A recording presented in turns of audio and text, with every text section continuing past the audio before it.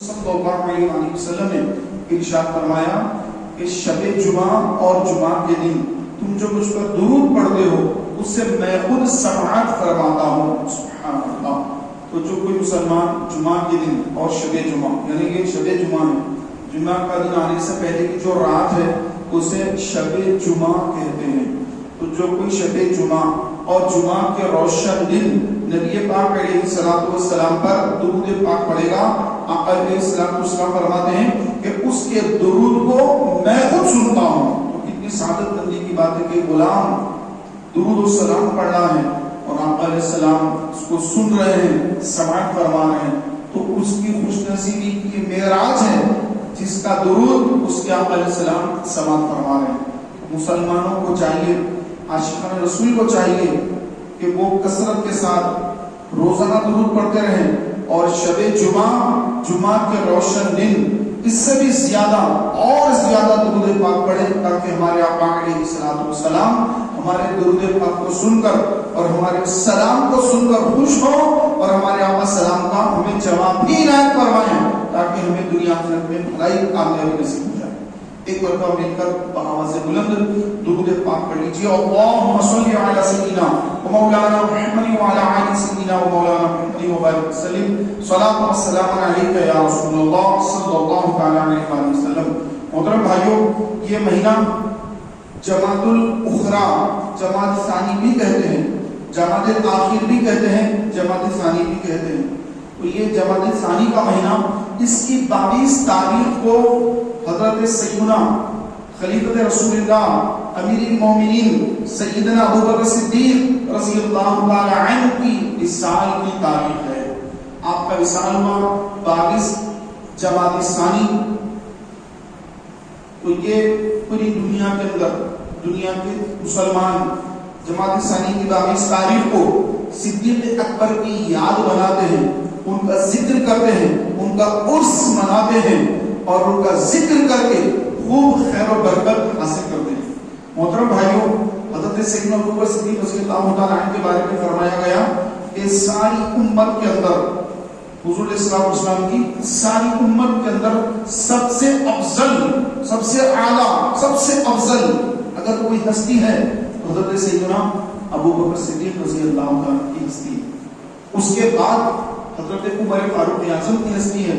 اس کے بعد حضرت عثمان بن عفان رضی اللہ تعالی عنہ کی ہستی ہے. اس کے بعد مولا علی شیر خدا علی مرتضی رضی اللہ تعالی عنہ کی ہستی ہے. یہ 4 ہستیاں ہیں اور اہل سنت کی مساجد پر آپ دیکھتے ہیں کہ خلفائے راشدین کے نام لکھے ہوتے ہیں. ایک طرف یا اللہ، ایک طرف یا رسول اللہ، پھر حضرت ابوبکر کا نام، پھر حضرت عمر کا نام، پھر حضرت عثمان کا نام، پھر حضرت علی کا نام. یہ 4 نام کھولے ہوتے ہیں اور لوگوں کو پتہ چل جاتا ہے کہ یہ مسجد اہل سنت و جماعت کی مسجد ہے، یہ سنیوں کی مسجد ہے. محترم بھائیوں، ہمارے آقا مولا نبی کریم علیہ الصلوۃ والسلام نے حضرت ابوبکر صدیق رضی اللہ تعالیٰ عنہ کے بارے میں ارشاد فرمایا کہ اللہ تعالیٰ نے ابوبکر کے مال سے مجھے بہت نفع دیا، ابوبکر کا مال نے مجھے بہت نفع دیا. اور آقا علیہ السلام نے ارشاد فرمایا کہ میں نے سب کا بدلہ دے دیا، سب کا جو کچھ جس نے اسلام کے دین کے لیے کیا میں نے اس کا بدلہ اس کو دے دیا.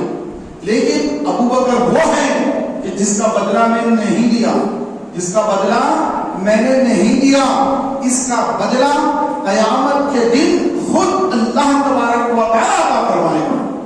محترم بھائیوں، حضرت ابوبکر صدیق رضی اللہ تعالی عنہ کی اتنی نیکیاں کہ حضرت عائشہ صدیقہ رضی اللہ تعالی عنہا نے پوچھا کہ یا رسول اللہ، کیونکہ مدینے کی ایسی مبارک رات تھی کہ آسمان پر تارے ٹمٹما رہے تھے، بڑا خوشنما منظر تھا. تو نبی کریم علیہ السلام کی بارگاہ میں حضرت عائشہ صدیقہ رضی اللہ تعالی عنہا جو ام المومنین ہیں، حضور کی اہلیہ ہیں اور قیامت تک کے مسلمانوں کی روحانی ماں ہیں، تو حضرت عائشہ صدیقہ رضی اللہ تعالی عنہ آپ نے عرض کیا رسول اللہ صلی اللہ علیہ وسلم، یہ آسمان پر جتنے تارے ہیں کیا اتنی کسی کی نیکیاں ہوں گی؟ آپ کو گمان تھا کہ یہ نیکیاں ابوبکر صدیق کی ہے. سرکار علیہ السلام نے فرمایا ہاں اے عائشہ، یہ اتنی نیکیاں عمر کی ہیں. حضرت عمر فاروق اعظم کے بارے میں سرکار نے فرمایا کہ ہاں نیکیاں آسمانوں پر جتنے تارے اس کے برابر نیکیاں تو عمر کی ہیں. حضرت عائشہ نے اس کی یا رسول اللہ پھر میرے مالک ابو بکر کی نیکیاں. آقا علیہ السلام نے فرمایا کہ عمر کی ساری نیکیاں ایک طرف، ابو بکر کی ایک نیکی عمر کی ساری نیکیوں سے بھاری ہے. حضرت عمر کی ساری نیکیاں حضرت ابو بکر صدیق کی جو ایک نیکی ہے وہ ایک نیکی فاروق اعظم کی ساری نیکیوں سے بڑھ کر ہے. تو آپ اندازہ لگائیے کہ کتنی نیکیاں حضرت ابو بکر صدیق رضی اللہ تعالیٰ عنہ کی ہوں گی کہ فاروق اعظم کی نیکیاں آسمان پر جتنے تارے اتنے برابر. تو آقا علیہ السلام کو معلوم ہے کہ آسمان پر تارے کتنے ہیں، آسمان پر کتنے تارے نہ مجھے معلوم نہ آپ کو معلوم، ان میں سے کسی کو نہیں معلوم. سائنس نے بھی یہ اعلان نہیں کیا، ڈکلیئر نہیں کیا کہ آسمان پر کتنے تارے ہیں، کسی کو نہیں معلوم آسمان پر کتنے تارے ہیں. میرے آقا علیہ السلام کو معلوم کہ آسمان پر کتنے تارے ہیں اور اس کے برابر نیکیاں کس کی ہیں. آقا علیہ السلام ہر ایک کی نیکیاں جانتے ہیں. اللہ کی عطا سے آقا علیہ السلام کو اپنے ہر صحابی، اپنے ہر امتی کی نیکیاں معلوم ہے کہ کس کی کتنی نیکیاں ہیں. آقا علیہ السلام کو اس کی خبر ہے اور آقا علیہ السلام خبر دے رہے ہیں کہ جتنی نیکیاں عمر کی ہیں اس سے زیادہ، بلکہ ابو بکر کی صرف ایک نیکی عمر کی ساری نیکیوں سے زیادہ. ایک نیکی عمر کی، حضرت ابو بکر کی کتنی نیکیاں ہیں، اب پھر کتنی نیکیاں تو ایک امتی کی ہے. تو پھر سبحان اللہ ہمارے آقا علیہ السلام کی نیکیوں کا اندازہ لگائیے کہ ہمارے آقا علیہ السلام کا مقام اور مرتبہ کیا ہوگا. اللہ اکبر. میرے پیارے بھائیوں، حضرت عمر فاروق اعظم رضی اللہ تعالیٰ عنہ آپ فرماتے ہیں کہ ہم تمام میں سب سے زیادہ ہمیں سردار، ہمارے سردار، ہم تمام صحابہ میں سب سے افضل حضرت ابو بکر صدیق رضی اللہ تعالیٰ عنہ. حضرت مولا علی شیر خدا علی مرتضیٰ رضی اللہ تعالیٰ عنہ فرماتے ہیں، لوگوں نے آپ سے پوچھا اے علی آپ تو بہت بہادر ہیں، آپ تو بہت بہادر ہیں. تو حضرت مولا علی رضی اللہ تعالیٰ عنہ نے ارشاد فرمایا کہ لیکن ہم صحابہ میں سب سے زیادہ اگر بہادر کوئی ہے تو ابو بکر صدیق ہے. ہوا یوں کہ میدان بدر میں جب ہم نے نبی کریم علیہ السلام کے لیے عریش کے مقام پر خیمہ گاڑا کہ آدمی جو لوگ حج پر جاتے ہیں، مدینے کو جاتے ہیں، عمرے پر جاتے ہیں، تو جب بدر جاتے ہیں تو وہاں پر ایک مسجد عریش ہے. مسجد عریش، عین را یا شین، مسجد عریش. تو یہ وہ مقام ہے، اب تو بہترین مسجد بن گئی، اس مقام پر نام رکھا گیا مسجد عریش. تو جب صحابہ کرام علیہ رضوان میدان بدر میں آئے، حضور اسلام تشریف لائے، اس صحابہ نے اسی مقام پر حضور اسلام کے لیے ایک خیمہ گاڑا اور اس کا نام رکھا عریش. وہ مقام کا نام عریش ہے. تو عریش کے مقام پر آقا علیہ السلام کے لیے خیمہ گاڑا گیا اور صحابہ نے اعلان ہوا کہ کون یہاں پر نبی کریم علیہ السلام کی حفاظت پر مامور رہے گا، کیونکہ وہاں پر حضور اسلام کا خیمہ ہے. تو عین ممکن ہے کہ کفار قریش حضور اسلام کے خیمے کی طرف آگے بڑھ کر حضور اسلام پر حملہ نہ کر دے. تو وہاں پر ٹھہرنا بڑی ہمت کی بات تھی. تو حضرت مولا علی فرماتے ہیں کہ ہم سب کھڑے ہی تھے کہ ابو بکر صدیق رضی اللہ تعالیٰ عنہ ننگی تلوار لے کر آگے بڑھے اور فرمایا کہ میں یہاں حضور کے خیمے کے پاس کھڑا رہوں گا، اور جو بھی ادھر قریب آتا آپ جھپٹتے اور اس پر ایسا حملہ کرتے کہ دوسرا شخص وہ حملہ دے کر خلی والے کی ہمت نہیں کرتا، ایسا زوردار حملہ آنے والے پر کرتے. حضرت مولا علی فرماتے ہیں کہ اس قدر بہادری میں ہم میں سب سے زیادہ اگر کوئی ہے تو ابو بکر صدیق رضی اللہ تعالیٰ عنہ. محترم بھائیوں، ہمارے آقا نبی کریم علیہ السلام نے فرمایا جب میں نے اعلان نبوت فرمایا، نبوت کا اعلان فرمایا، اعلان نبوت تو حضور علیہ السلام کو اس وقت حضور نبی تھے جب آدم علیہ السلام کی مٹی بھی گونی نہیں گئی تھی، نبی تو اس وقت نبی تھے. اعلان ہوا کب؟ رسول پاک علیہ السلام کی عمر جب 40 سال کی ہوئی. 40 سال کی عمر میں آقا علیہ السلام کو اللہ نے حکم دیا کہ محبوب اعلان نبوت فرمائیے، لوگوں کو ڈرائیے اللہ سے. تو جب آقا علیہ السلام نے اپنی نبوت کا اعلان فرمایا تو آقا علیہ السلام فرماتے ہیں جب میں نے نبوت کا اعلان فرمایا تو تم لوگوں نے جھٹلایا اور ابو بکر بلا کسی تردد کے مجھ پر ایمان لے آئے. سبحان اللہ. سب سے پہلے اسلام لانے والے حضرت ابو بکر صدیق رضی اللہ عنہ، سب سے پہلے اسلام قبول کرنے والے، سب سے پہلے حافظ، صحابہ میں سب سے پہلے مفتی حضرت سیدنا ابو بکر صدیق رضی اللہ تعالیٰ عنہ. محترم بھائیوں، مسجد نبوی شریف کی جب تعمیر کا معاملہ ہوا تو تعمیر کے نبی کریم اسلام نے جگہ منتخب کیا کہ اس جگہ پر مسجد تعمیر ہونا چاہیے جو آج مسجد نبوی شریف ہے. تو اس مقام کے سرکار نے نشاندہی فرمائی کہ یہاں پر مسجد بننی چاہیے. تو وہ زمین تو یتیم لڑکوں کی تھی. تو یتیم لڑکوں کو بلایا گیا اور کہا گیا کہ یہ مسجد کے لیے زمین کیا بیچ سکتے ہیں؟ تو انہوں نے کہا کہ یا رسول اللہ مسجد کے لیے تو ہم تو بیچنا نہیں چاہتے بلکہ مسجد ہم تو اللہ کی راہ میں فی سبیل اللہ دینا چاہ رہے ہیں. آقا علیہ السلام نے فرمایا نہیں، بلکہ ابھی تو نابالغ ہو، نابالغ ان کی دی ہوئی زمین کا ان کا چندہ وغیرہ نہیں لیا جا سکتا. تو صدیق اکبر سے سرکار نے فرمایا اے ابو بکر اس زمین کی قیمت طے کرو، جو اس زمین کی قیمت ہوگی وہ زمین کی قیمت آپ ان دونوں بچوں کو دے دو. چنانچہ پیارے محترم بھائیوں، صدیق اکبر نے اس وقت جو مدینے کی زمین کی مارکیٹ ویلیو تھی اس مارکیٹ کی ویلیو کے حساب سے اپنی طرف سے زمین کی ساری قیمت ادا فرمائی، ان دو یتیم بچوں کو اس کی قیمت ادا فرمائی. اس کے بعد نبی کریم علیہ السلام نے اس مقام پر مسجد تعمیر فرمائی.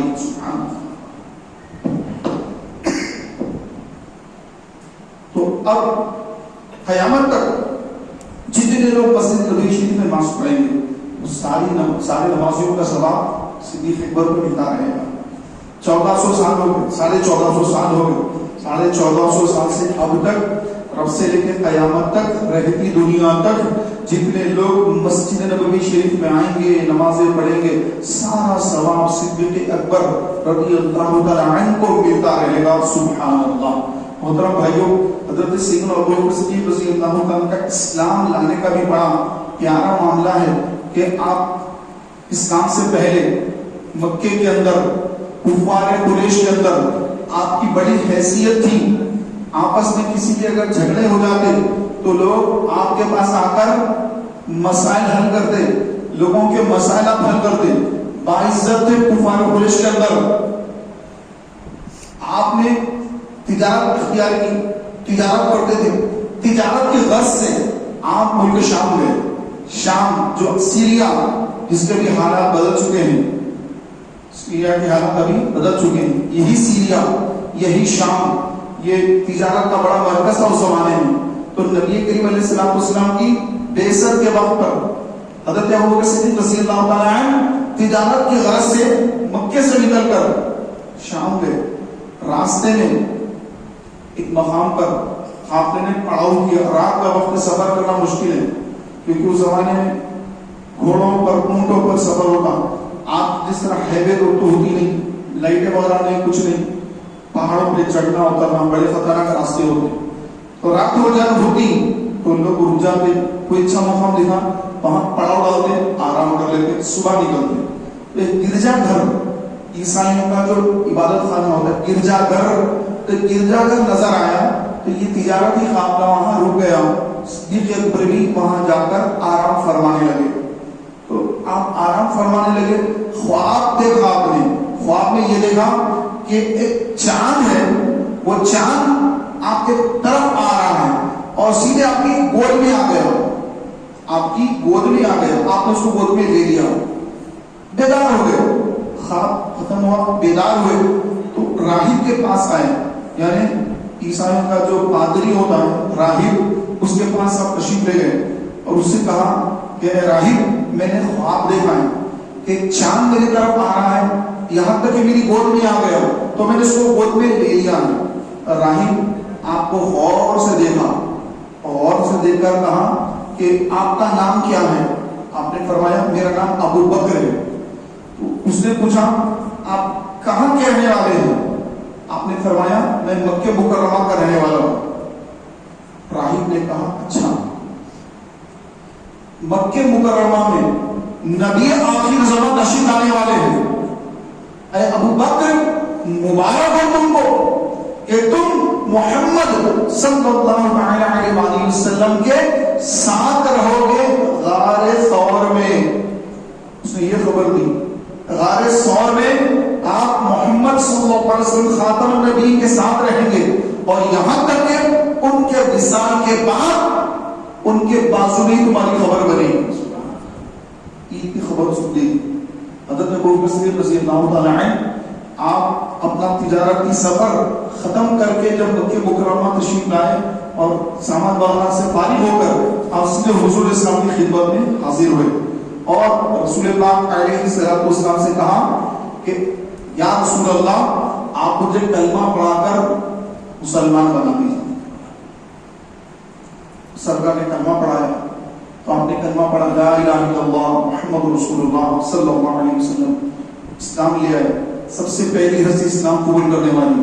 وہ آپ نے پوچھا کہ یا رسول اللہ میں تو ایمان آپ پر لا چکا ہوں, میں تو مسلمان ہو گیا, لیکن ایک دل کی تسلی کے لیے ایک کوئی معجزہ دینا چاہتا ہوں, کیونکہ انبیاء علیہ السلام کے پاس معجزے ہوتے ہیں. معجزہ یعنی ایسی بات جس کو عقل تسلیم نہ کرے. ایسا کیسے ہو سکتا؟ ایسی کوئی چیز نبی سے ساتھی ہو اس کو معجزہ کہتے ہیں, کسی ولی سے ساتھی ہو کرامت, اللہ کی طرف سے ہو تو برہان نشانی, اور فاسق فاجر کافر مشرک سے ساتھی ہو استدراج اس کو کہتے ہیں.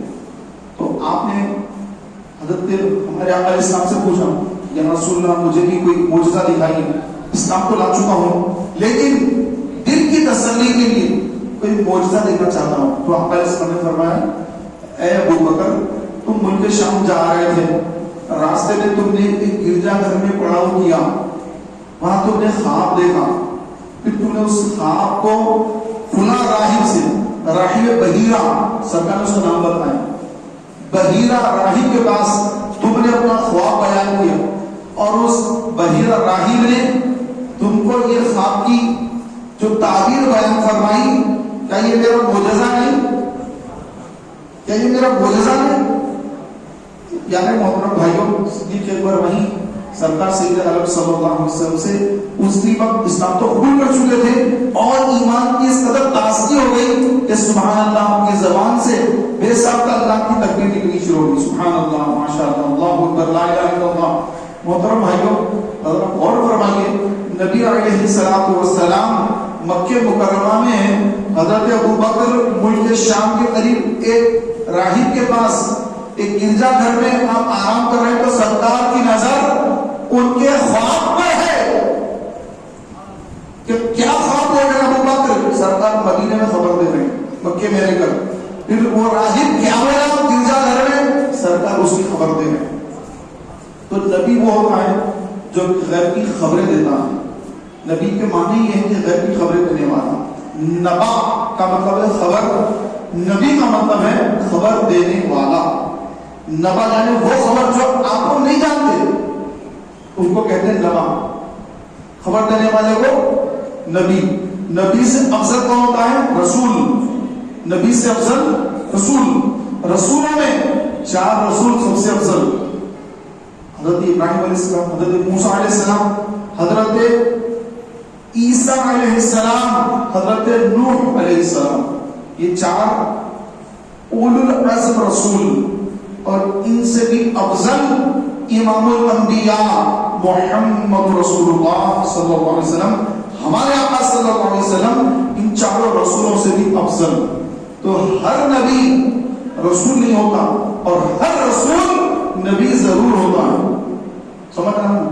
تو پیارے محترم بھائیوں, نبی کی نظر کیا دیکھ رہی ہے کہ میرا کون سا امتی کیا خواب دیکھ رہا ہے, آقا دیکھ رہے ہیں. پھر خواب کس سے جا کے خواب کی تعبیر پوچھ رہا ہے میرا امتی, سرکار وہ بھی دیکھ رہے ہیں.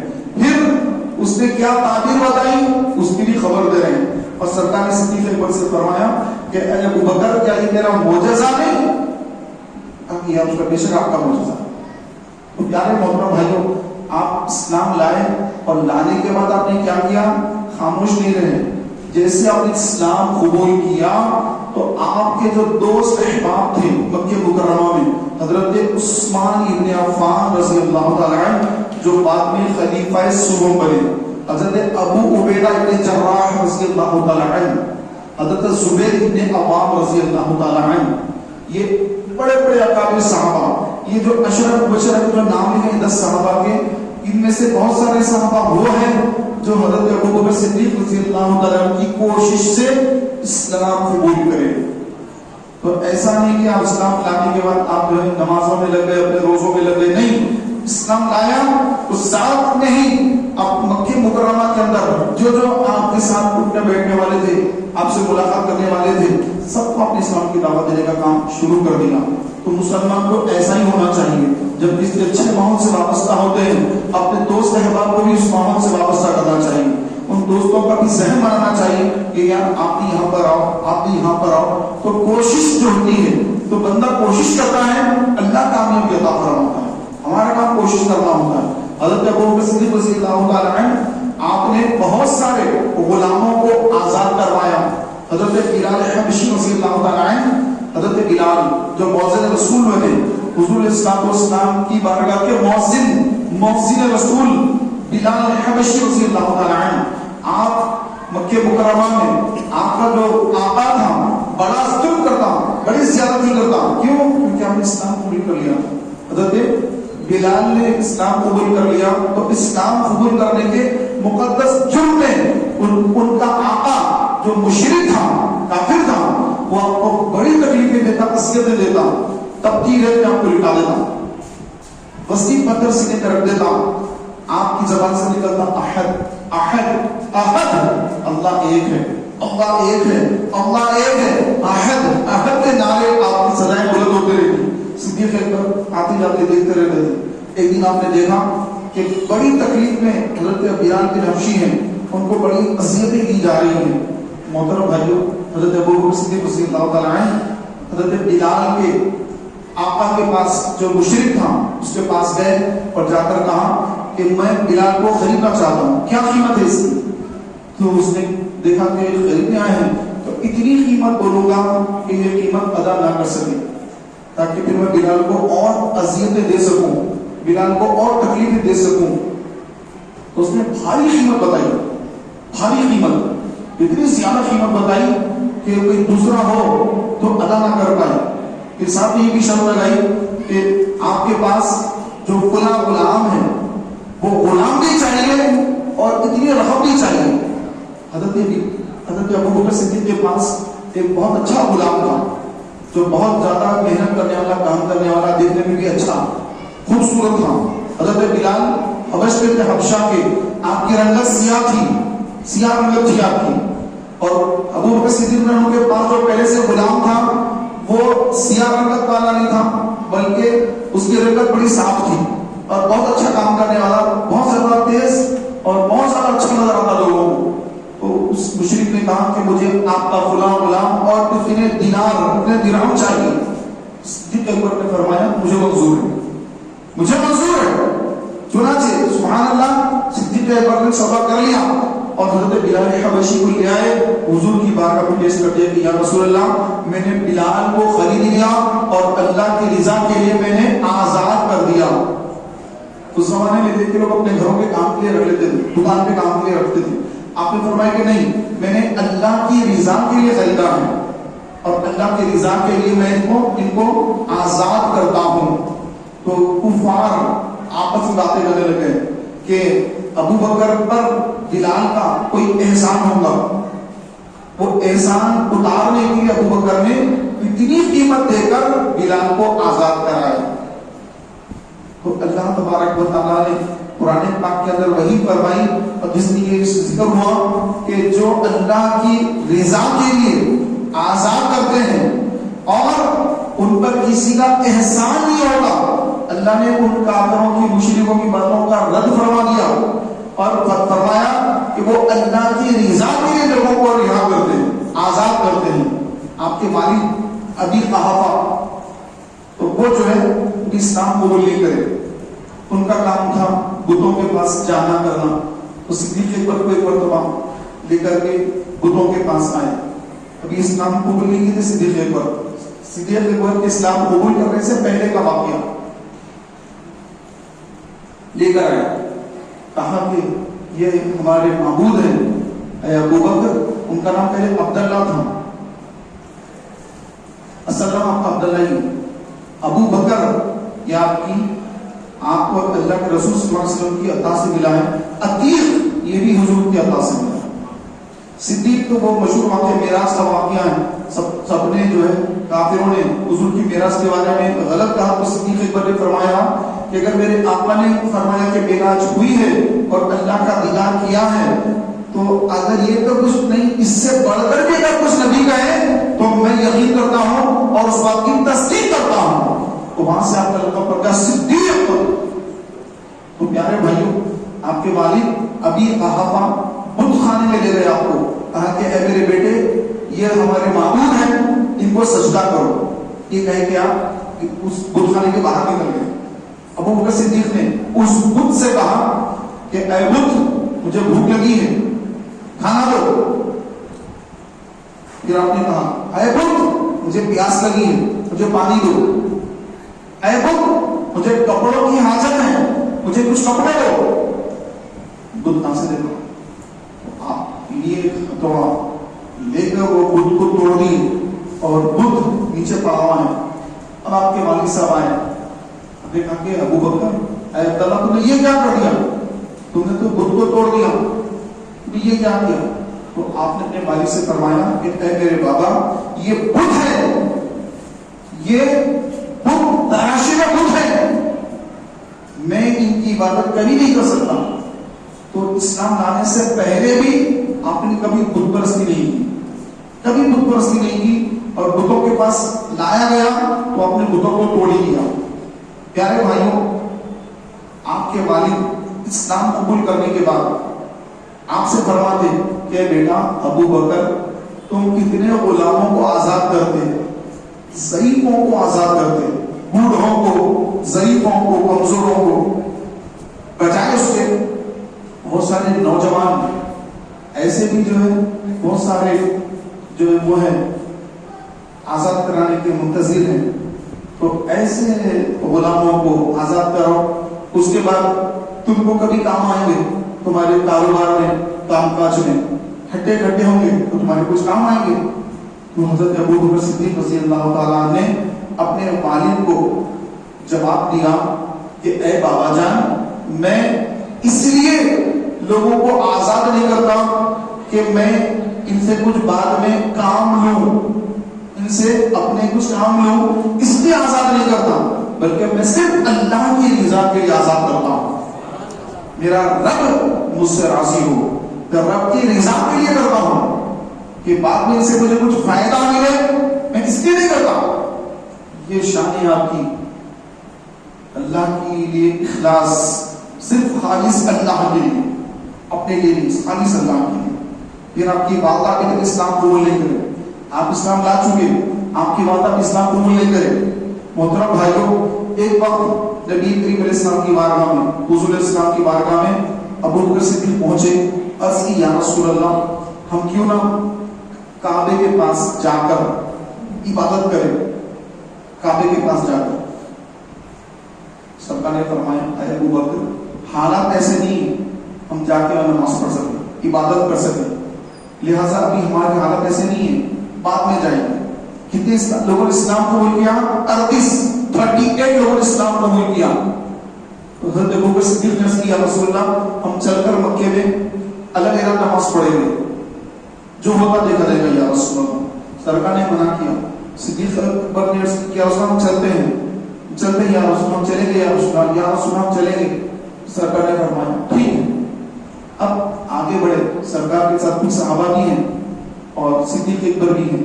صدیق اکبر آگے بڑھے اور مکہ مکرمہ میں خانہ کعبہ کے پاس کھڑے ہو کر آپ نے تقریر شروع کر دی, بیان شروع کر دیا, اور اسلام کا پہلا بیان, اسلام کا سب سے پہلا بیان مکہ مکرمہ میں خانہ کعبہ کے پاس خلیفہ اول حضرت ابو بکر صدیق رضی اللہ تعالیٰ عنہ نے یہ پہلا بیان دیا, پہلی تقریر فرمائی, پہلا خطبہ دیا. یہ سن کر دیکھا کہ لوگوں نے دیکھا کہ محمد صلی اللہ علیہ وسلم ان کے ساتھ کچھ ان کے صحابہ بھی ہیں, اور یہ لوگ خانہ کعبہ کے پاس جا کر کھڑے ہو کر ابو بکر تقریر کر رہے ہیں. کفار قریش کو اس قدر غصہ آیا کہ وہ لوگ آ گئے اور آ کر عین تقریر کے دوران صدیق اکبر رضی اللہ تعالی عنہ پر حملہ کر دیا اور اس قدر آپ کو مارا، اس قدر آپ کو ایذا دی کہ آپ بے ہوش ہو گئے. لوگ سمجھے اب یہ بچیں گے نہیں، یہ مر جائیں گے، انتقال ہو جائے گا ان کا. اتنی مار ان پر پڑی ہے کہ خون بہ رہا ہے، ان کے بچنے کی امید کم ہے. اب ان کا قبیلہ تھا، ان کا بھی ہر ایک عرب میں قبائل ہوتے ہیں. صدیق اکبر کا قبیلہ اگرچہ کے قبیلے والے تقریباً اسلام قبول نہیں کرے، لیکن قبیلے کی محبت تو ان کے قبیلے کے لوگ آ کر ان کو اٹھا کر کہا جنہوں نے مارا تھا ان کی طرف اشارہ کر کے کہا کہ فلاں اس نے بہت زیادہ مارا، اگر ابو بکر کو کچھ ہوا ہم اس کو ختم کر لیں گے. سب نے مارا لیکن اس نے بہت زیادہ مارا، اس کو چھوڑیں گے. اس کے بعد میں قبیلے والوں نے کہا ابھی تک اسلام قبول نہیں کرے، لیکن قبیلے کی محبت کہ ہمارا قبیلے کا آدمی ہے، اٹھا کر لے گئے. ابو بکر صدیق کے گھر پر لے گئے اور ان کو لٹایا اور ان کی مرمت کی، یعنی ان کو جو بھی فرسٹ ایڈ ہوتا ہے، جو زمانے کا علاج ہوتا ہے کچھ کرے وہاں پر. پھر آپ کو ہوش آیا تو کہا محمد یا رسول اللہ، سرکار کو یاد کرنے لگے. تو ان کے جو قبیلے کے لوگ تھے جو بھی تک اسلام میں داخل نہیں ہوئے تھے، انہوں نے دیکھا کہ ارے جس کی خاطر اتنی مار کھائی، موت کے قریب ہو گئے، ذرا ہوش کیا آیا پھر اسی کا نام لے رہے ہیں.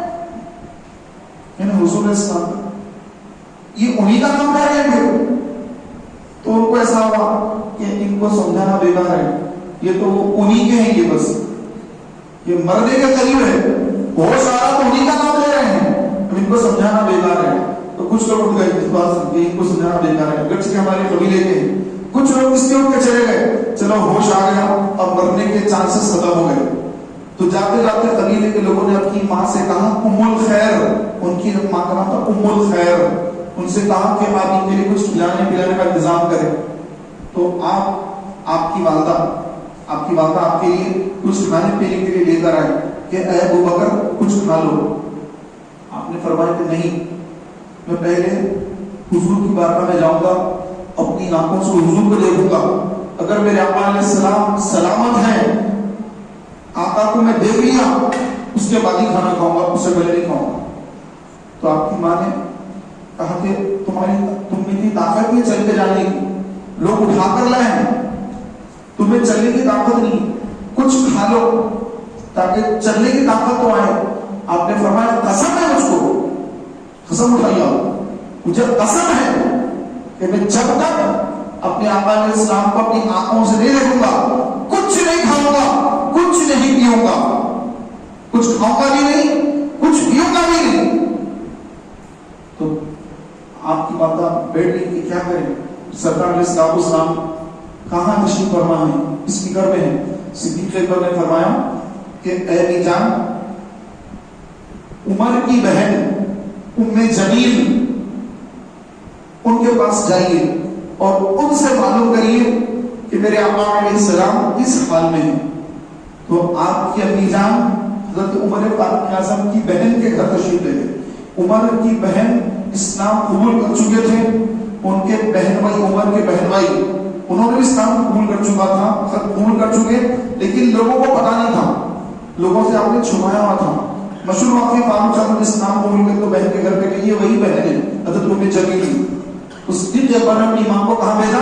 فاروق اعظم کی بہن کے گھر بھیجا اور کہا کہ جا کے ان سے معلوم کر کے میرے آقا علیہ السلام کس حال میں ہے.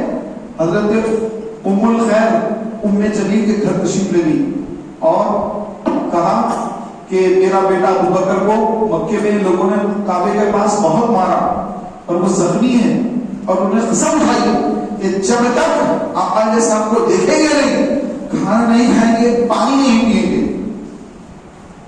تو حضرت ام جمیل فاروق اعظم کی بہن نے کہا اچھا اتنا مارا، چلو میں چل کر دیکھتی ہوں. تو وہ سیدھے ابو بکر صدیق کے گھر تشریف لائی اور صدیق اکبر کو جب اس حال میں دیکھا تو آپ کو رہا نہ گیا، آپ کی آنکھوں میں آنسو آ گئے، آپ رونے لگے کہ اس قدر کافروں نے مارا، بالکل مرنے کے قریب ہو گئے، خون بہ رہا ہے، کوئی ہوش نہیں کہ ایسی اتنی خراب حالت کر دی ہے. تو آپ کی آنکھوں میں آنسو آ گئے, آپ رونے لگی. پھر صدیق اکبر نے فرمایا کہ اے ام جمیل بتاؤ کہ میرے آقا علیہ السلام کیسے ہیں, انہیں تو کوئی تکلیف نہیں پہنچی. حضرت ام جمیل آپ نے فرمایا الحمدللہ نبی کریم علیہ السلام سلامت ہیں. انہوں نے صدیق اکبر کی مادہ کی طرف اشارہ کیا کہ یہ مادہ آپ کی کھڑی نہیں ہے, اگر میں بولوں گی تو میرا اسلام پہ ظاہر نہ ہو جائے. تو حضرت صدیق اکبر نے فرمایا اے ام جمیل تم کہو میری ماں کس سے کچھ نہیں کہے گی, تم کہو مجھے حضور کی خبر دو, حضور کہاں ہے. حضرت ام جمیل فاروق اعظم کی بہن صحابیہ آپ نے فرمایا رسول کریم علیہ الصلوۃ والسلام اس وقت دار ارقم میں موجود. دار ارقم یہ وہ جگہ ہے کہ سرکار سید عالم صلی اللہ علیہ وسلم دار ارقم میں صحابہ کو جمع کرتے اور وہاں سب کو نماز پڑھاتے اور وہاں اسلام کی تعلیمات دیا کرتے. وہ اسلام کا مرکز تھا. ابھی آپ صفا اور مروہ کی جب 7 چکر لگاتے ہیں تو سعی کے مقام پر سعی ہوتی ہے, سعی. تو سعی کے مقام پر آپ کو رائٹ سائڈ میں ایک دروازہ نظر آئے گا, اس دروازے پہ لکھا ہوگا باب دار ارقم. یہ وہی مقام ہے جہاں پر رسول پاک علیہ الصلوۃ والسلام حضرت ارقم رضی اللہ تعالیٰ عنہ کے مکان میں رہ کر نماز بھی پڑھاتے صحابہ کو اور اسلام کی تعلیمات بھی دیا کرتے ہیں. وہ اسلام کا مرکز تھا, پہلا مرکز دار ارقم. تو حضرت ام جمیل نے خبر دی کہ حضور علیہ السلام دار ارقم میں تشریف فرما ہے. تو صدیق اکبر نے کہا کہ مجھے لے چلو وہاں. خبر تو ملی حضور کہاں ہے لیکن آنکھوں سے دیکھنا چاہتا ہوں. تو آپ کی ماں نے کہا کہ اے بیٹا لوگوں کی چہل پہل کم ہونے دو, رات زیادہ ہونے دو تاکہ لوگوں کی چہل پہل کم ہو جائے, کہیں تمہیں دیکھ کر پھر کوئی مشرک دوبارہ حملہ نہ کر دے. لوگوں کے چہل پہل ختم ہونے کے بعد میں تم کو لے کر چلوں گی. چنانچہ آپ کی والدہ جب لوگوں کی چہل پہل کم ہو گئی, رات زیادہ ہو گئی, تو آپ کی والدہ کو کندھا دے کر حضرت دار ارقم, حضرت ارقم کے پاس دار ارقم لے آئی.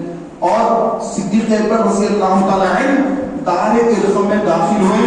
اپنے آقا علیہ السلام کو دیکھا تو اس قدر روئے, لپٹ گئے آقا کو اور رونے لگے. تو آقا علیہ السلام نے اپنے غلام کو سامنے دیکھا تو آقا کی آنکھوں سے بھی آنسو جاری ہو گئے.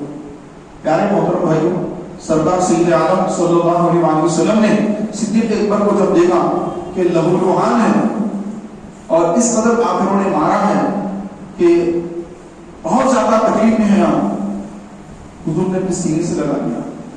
تو اس کے بعد سیدنا صدیق اکبر نے عرض کی یا رسول اللہ یہ میری ماں ہے جو میں یہاں تک انہی کے کانوں پر یہاں تک آیا ہوں, یہ مجھ سے بڑی محبت کرتی ہے, یہ مجھ سے بڑی محبت کرتی میری ماں ہے, لیکن میری ماں نے ابھی تک اسلام کو بولنے کے یا رسول اللہ سرکار نظر کرم فرمائیے, میری ماں اسلام قبول کر لے اور جہنم سے بچ جائے, جنت کی حقدار بن جائے.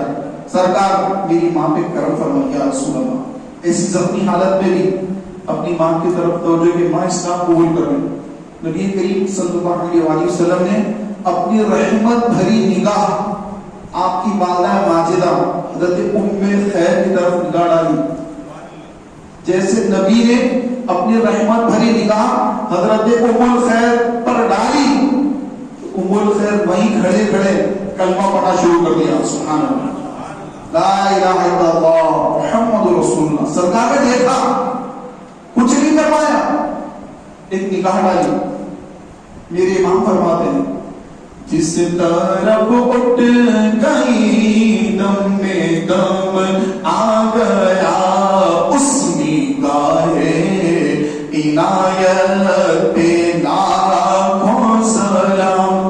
جس طرف سرکار نظر اڑ گئی سبحان اللہ دم میں دم آ گیا. قیامت کے دن سرکار جس طرف دیکھ لیں گے, جس غلاموں کی طرف دیکھ لیں گے, ان کے دم میں دم آ جائے گا کہ حضور نے دیکھ لیا ہے, ہماری بخشش یقینی ہے, ہماری شفاعت یقینی ہے.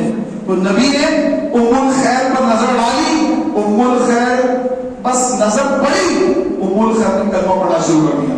لا الہ الا اللہ محمد رسول اللہ صلی اللہ علیہ وسلم۔ محترم پیارے بھائیوں، حضرت سیدنا ابوبکر صدیق رضی اللہ تعالی عنہ، آپ نے اسلام کے لیے اتنی قربانیاں دی کہ اتنی قربانیاں اسلام میں کسی نے نہیں، اتنی قربانیاں صدیق اکبر کی۔ تو فاروق اعظم ہر بار یہ چاہتے کہ میں ابوبکر سے نیکیوں میں آگے نکل جاؤں، کیونکہ صحابہ میں کمپٹیشن ہوتا تھا نیکیوں کا، آگے بڑھنے کا۔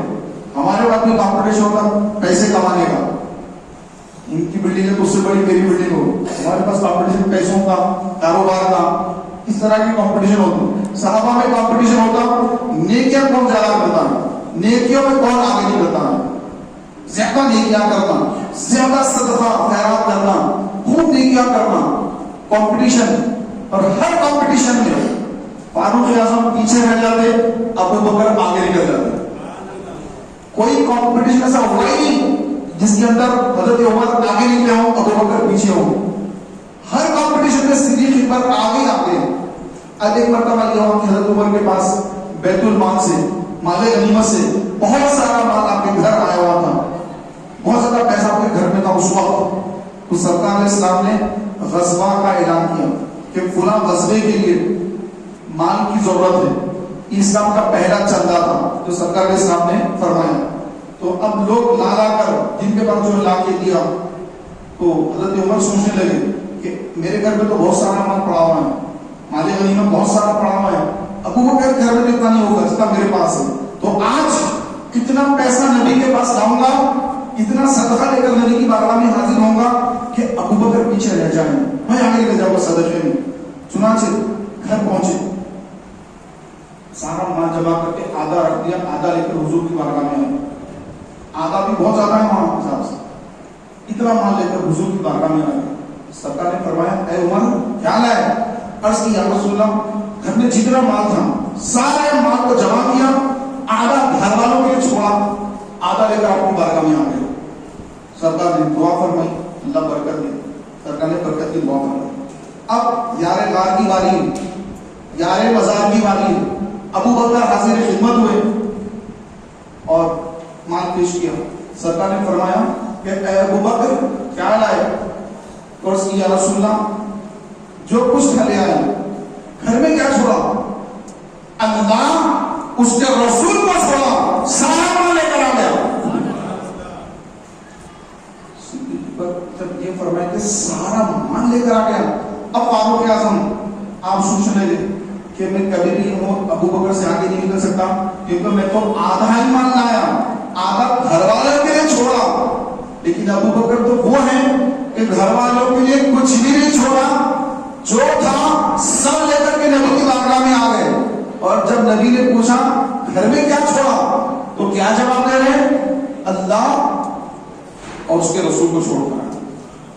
یہ ہم سنیوں کا عقیدہ ابوبکر بیان کر رہے ہیں، وہ تو سارا مال لا لیے، یہاں پہ دقت ہو گئی۔ ایک نقطہ یہ بھی ہے، سرکار تو سامنے ہے، صدیق اکبر کہہ رہے ہیں رسول کو گھر میں چھوڑ کر آیا، نبی یہ نہیں فرمانے کا ابوبکر میں تو یہاں ہوں، تو مجھے گھر میں کہاں چھوڑ کر آئے؟ ہاں اللہ کو تو کہہ سکتے کہ اللہ ہے، اللہ کو گھر میں اللہ دیکھ رہا ہے، لیکن میں تو تمہارے سامنے صحابہ کے جھوٹ میں تشریف کر رہا ہوں۔ اے ابوبکر یہ جملہ غلط ہے، یہ عقیدہ غلط ہے، اپنا عقیدہ صحیح کر لو، ایسا نہیں فرمایا نبی نے۔ نبی نے کیا فرمایا؟ نبی نے یہ فرمایا کہ اللہ تجھے برکت دے۔ تو یہ عقیدہ ابوبکر کا عقیدہ جو آج تک چلا رہا سنیوں کے پاس کہ ہر مومن کے گھر میں اللہ کے رسول صلی اللہ علیہ وسلم کی روح تشریف فرما ہوتی ہے۔ جب گھر میں داخل ہو تو کہا گیا السلام علیکم ایھا النبی ورحمۃ اللہ وبرکاتہ۔ اگر گھر میں کوئی بھی نہ ہو، گھر خالی ہے آپ کا، تو یہ خالی گھر میں جب آپ داخل ہوں گے، لاک کھولا، گھر میں کوئی نہیں، دعوت میں گئے، کہیں اور گئے، ہاسپٹل میں کہیں نہیں گئے، گھر خالی ہے، تو فرمایا کہ جب تم خالی گھر میں، اپنے خالی گھر میں جب داخل ہو تو اپنے نبی کو سلام کہو کہ نبی کی روح تشریف فرماؤ کہ ہر مومن کے گھر میں، منافق کے گھر میں نہیں، مومن کے گھر میں۔ مومن کون؟ سنی، مومن کون؟ سنی. یا رسول اللہ کہنے والا, یا غوث کہنے والا, منافق نہیں. ارے نبی تو نعوذ باللہ مٹی میں مل کر جو عقیدہ رکھتے ہیں بدعقیدے گمراہ, یہ ان کی بات نہیں ہو رہی ہے, یہ ابو بکر کے غلاموں کی بات ہو رہی ہے, ابو بکر کے چاہنے والوں کی بات ہو رہی ہے. صدیق اکبر نے عرض کی تھی کہ اللہ اس کے رسول کو چھوڑ کر آیا ہوں یا رسول اللہ. سامنے نبی ہے, صدیق اکبر فرما رہے کہ اللہ اس کے رسول کو گھر میں چھوڑ کر آیا. تو یہ صدیق اکبر کا عقیدہ کہ میرے گھر میں تو حضور تشریف فرما ہے, کہ حضور کی خدمت میں وہ حاضر ہے. تو یہ عقیدہ کہ نبی علیہ الصلوۃ والسلام حیات ہیں اور ہمارے گھروں میں تشریف فرما ہوتے ہیں, تو یہ عقیدہ ہم کو دینے والے ابو بکر صدیق رضی اللہ تعالیٰ عنہ. محترم بھائیوں, صدیق اکبر رضی اللہ تعالیٰ عنہ وہاں پر بھی فاروق اعظم سے آگے نکل گئے, اور فاروق اعظم نے فرمایا کہ بے شک ابو بکر ہمارے سردار ہیں, ابو بکر ہمارے سردار ہیں, ہم میں کوئی ان سے آگے کوئی نہیں بڑھ سکتا, ان سے کوئی آگے نہیں بڑھ سکتا, وہ ہمارے سردار. سبحان اللہ. پیارے محترم بھائیوں, حضرت سیدنا ابو بکر صدیق رضی اللہ تعالیٰ عنہ کو اللہ تبارک و تعالیٰ عز و جل نے اتنا زیادہ عشق رسول عطا فرمایا کہ آپ عشق رسول میں آہیں بھر کے اور کی جو آہ ہوگی اس سے آپ کے گھر کا چھت آہوں سے کالا ہو گیا, آہوں سے کالا ہو گیا. اس قدر عشق رسول آپ کے اندر. اللہ اکبر. رب اندازہ لگائیے. محترم پیارے بھائیوں, صدیق اکبر کا وہ واقعہ جو غار ثور کا ہے, کہ غار ثور میں جب حضور اسلام آپ کی ہجرت ہے, حضور کی ہجرت ہے, سرکار نے فرمایا تھا کہ ابو بکر ایک وقت آئے گا میں تم کو ہجرت کے لیے کہوں گا, تم تیار رہنا. تو کئی دن کے بعد, 2 3 4 مہینے کے بعد جب سرکار اسلام اللہ کے حکم سے ہجرت فرمانے کے لیے صدیق اکبر کے پاس آپ تشریف لائے رات کے وقت پر, کیونکہ حضور اسلام کا جو مکان تھا تو کافروں نے اس کو گھیر لیا تھا, کافروں نے اس کو گھیر لیا تھا, اور منصوبہ یہ بنا, سازش یہ ہوئی دار الندوہ میں, دار الندوہ جہاں پہ سارے مکے والے جمع ہو گئے, سارے کفار قریش جمع ہو گئے, اور کہا کہ ہم جو ہے محمد صلی اللہ علیہ وسلم کو ختم کر دیں گے, کیونکہ بہت سارے مسلمان ہجرت کر کے حبشہ چلے گئے. حبشہ یعنی جو ویسٹ انڈیز کے علاقے ہیں, ایریتریا, نائجیریا, اس کو اس زمانے میں حبشہ کہا جاتا تھا. تو بہت سارے مسلمان حبشہ چلے گئے, اور بہت سارے مسلمان مکے کو چھوڑ کر دوسرے علاقوں میں چلے گئے. چند مسلمان رہ گئے. تو اب کافروں کی ہمت بڑھ گئی, مشرکوں کی ہمت بڑھ گئی کہ بہت سارے تھوڑے سے مسلمان ہیں, کیوں نہ ہم محمد صلی اللہ علیہ وسلم کو شہید کر دیں. اور پلان یہ بنایا کہ جتنے عرب کے قبائل ہیں, مکے کے جتنے قبائل ہیں, قبائل مکہ اس میں کا ہر نوجوان اس میں شامل ہو, تاکہ اگر محمد کے قبیلے والے اگر بدلہ لینا چاہیں تو کس سے بدلہ لیں گے, ہر قبیلے کا آدمی شامل ہے قتل میں. تو اس طرح پلاننگ کی گئی, اور جتنے قبائل تھے ہر قبیلے کا ایک نوجوان وہاں پر شامل ہو گیا. اب سارے قبیلے والے مل کر نبی کریم علیہ السلام کے کاشن اقدس کو اطراف سے گھیر لیا, ہاتھوں میں ننگی تلواریں ہیں, رات کا وقت ہے. انہوں نے پلان یہ کیا کہ محمد فجر میں اٹھتے ہیں اور نماز کے لیے خانہ کعبہ کے پاس جاتے ہیں. تو جیسے فجر کے وقت پر یہ اٹھیں گے, اپنے گھر سے نکلیں گے, نماز فجر کو جائیں گے, اسی وقت گھر سے نکلتے ہی ہم سب مل کر ان پر نعوذ باللہ استغفر اللہ معاذ اللہ حملہ کر دیں گے. پلان بن گیا. نبی کریم علیہ السلام کو اللہ نے خبر دے دی. اللہ کے رسول صلی اللہ علیہ وسلم مولا علی سے فرمائے, اے علی آج میری ہجرت کی رات ہے, میں ہجرت کرنے والا ہوں, ارے میرے بستر پر آج آپ آرام کیجئے, اور یہ لوگوں کی امانتیں ان کو لوٹا کر آپ بھی ہجرت کر کے مکہ مکرمہ سے مدینے آ جانا. وہ امانتیں کس کی ہے, امانت کس کیا ہے, کس نے امانت آ کے رکھی؟ یہ وہی خاندان والے ہیں جو باہر ننگی تلوار لے کے ٹھہرے ہوئے ہیں, انہی کے خاندان والے حضور کے پاس اپنی امانت رکھ رہے ہیں. آسو پاسور میں بھروسہ نہیں ہوگا کہ امانت رکھنا تو کھا جائیں گے, رکھتے کہاں ہیں؟ نبی کے پاس. امانتیں کس کے پاس رکھ رہے ہیں؟ یہ صادق الامین ہے، یہ سچے امانت دار ہیں، یہ کبھی امانت میں خیانت نہیں کرتے. میرے پاس اتنے پیسے ہیں، اتنی رقم ہے، اتنا سونا، اتنے درہم، اتنے دینار ہے، خلیر طاہر بھائی کو دوں گا تو رکھا جائے گا. تو لہٰذا بہتر کون ہے؟ محمد. ان کے پاس رقم آج سیو رہتا، سب اپنی امانتیں ان کے پاس رکھتے ہیں لا کر، پھر ان کو ہی شہید کریں گے ٹھہرے ہوئے. آپ دیکھیے ان کی بدقسمتی، کیسی سوچ تھی ان کی.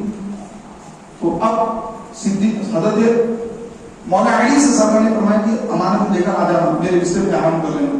مولا علی فرماتے کہ روز رات کو سوتا تھا تو مجھے اندیشہ ہوتا کہ میری آج کی رات میری آخری راتوں کے موت نہ جائے رات میں.